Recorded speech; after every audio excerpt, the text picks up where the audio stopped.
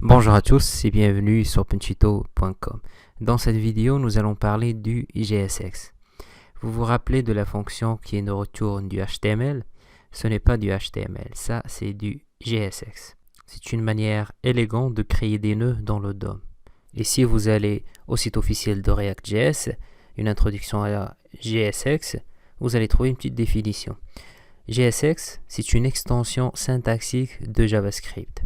Donc, tout cela, c'est du JSX. Par exemple, je vais survoler sur class name, JSX attribute. Si par exemple, je change class name par classe, en JavaScript, classe, c'est-à-dire je vais définir une classe. Donc, c'est pas possible. C'est pour ça qu'on opte pour class name. C'est l'équivalent des classes que vous connaissez dans l'HTML.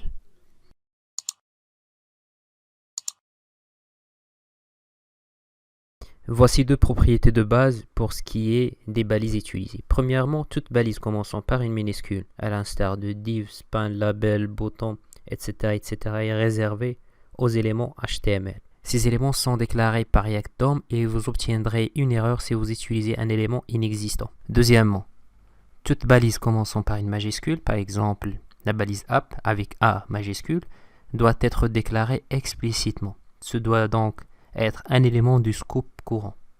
Fonction déjà déclarée, composant importé d'une bibliothèque ou d'un autre fichier. Donc, à chaque fois que vous créez un composant, assurez-vous que le nom de votre composant commence par une majuscule. Ce que vous voyez ici encore entre les curly braces, ce sont des expressions JavaScript. Logo, c'est la variable logo. C'est le logo.svg. This.sage.country, c'est une variable qui réfère à this.sage.country qui correspond à Morocco. Encore une fois, ici, nous avons cette expression.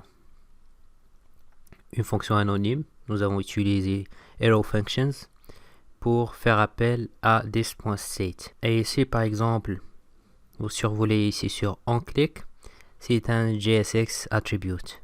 Voilà donc une petite vidéo sur JSX, juste pour savoir que cette partie-là, ce n'est pas du HTML, mais c'est du JSX.